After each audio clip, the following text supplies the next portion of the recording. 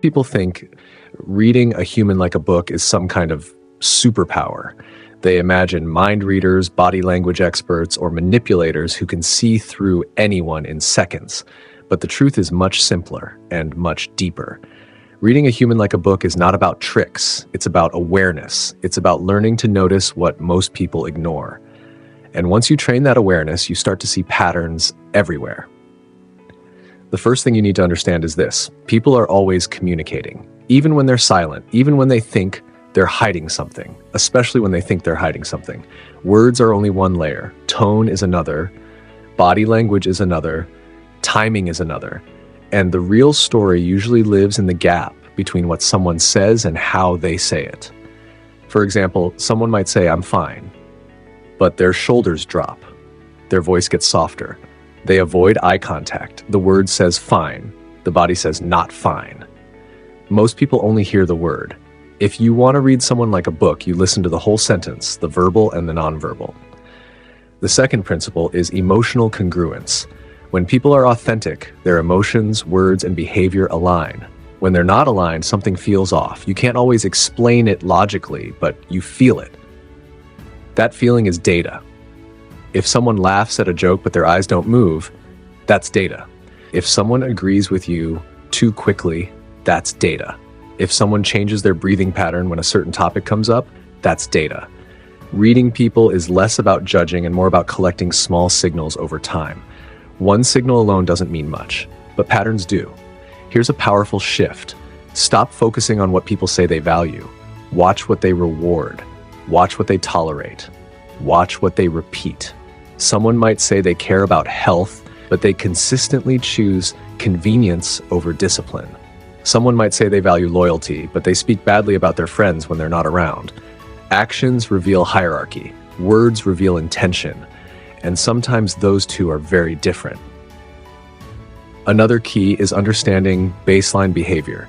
You can't read deviation if you don't know what normal looks like for someone. Some people naturally avoid eye contact. Some people speak fast when they're excited. Some people gesture a lot. If you misinterpret personality as deception, you'll read the book wrong. So first, observe without assumptions. Notice how someone behaves when they're relaxed. Notice their rhythm, their tone, their posture. That's the baseline.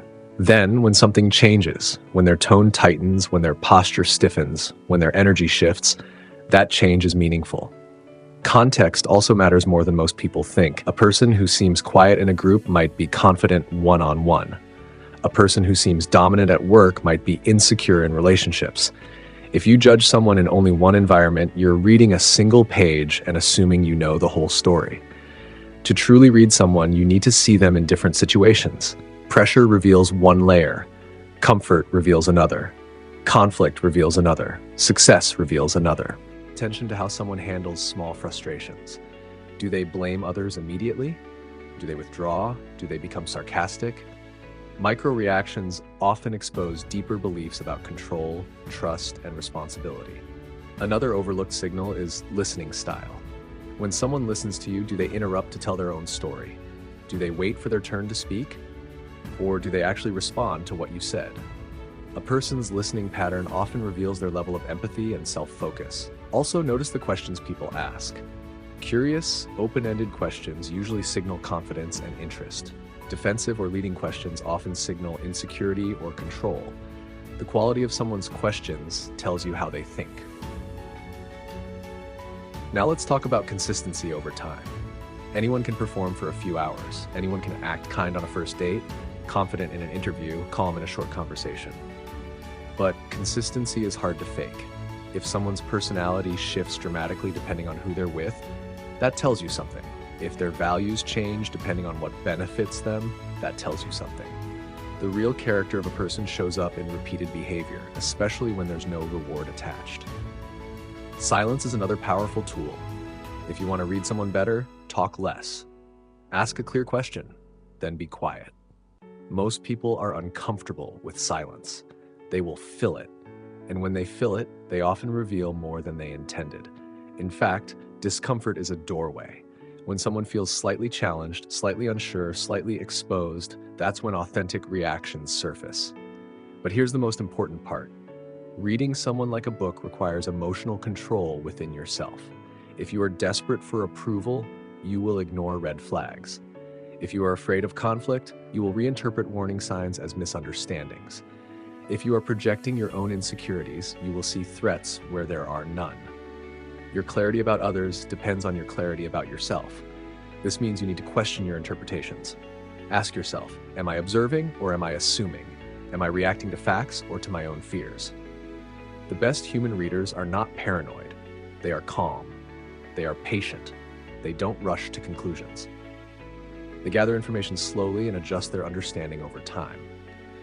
Another deep layer is understanding motivation.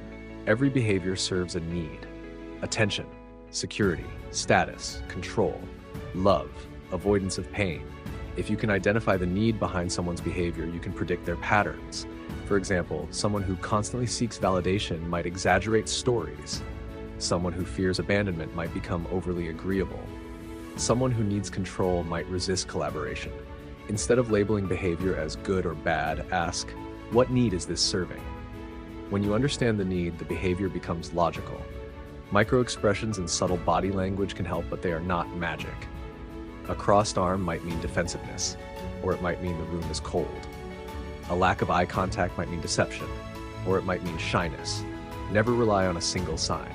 Always look for clusters.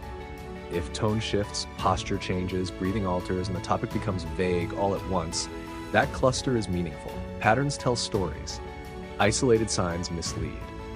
Another powerful method is watching how someone treats people who can't offer them anything. How do they speak to service staff?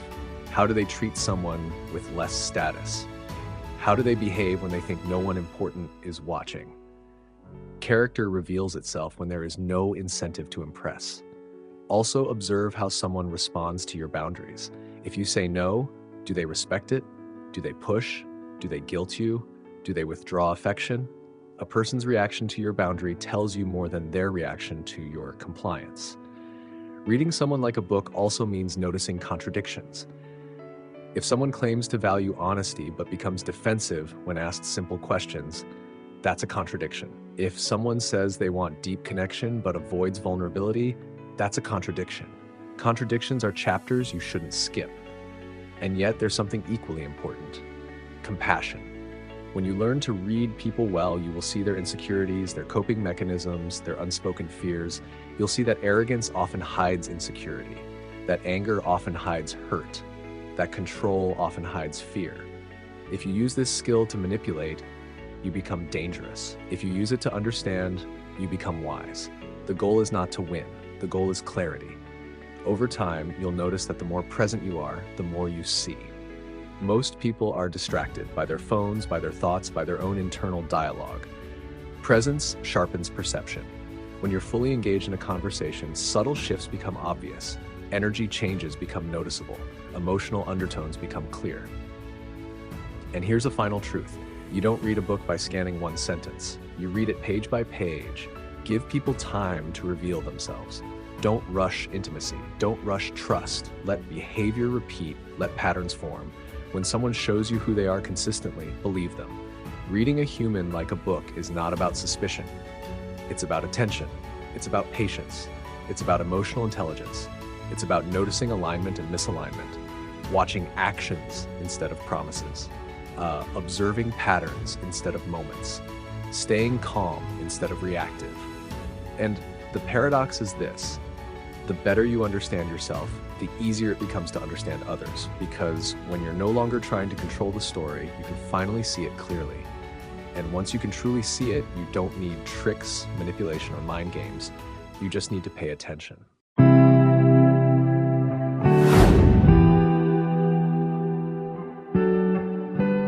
If this helped you, consider subscribing.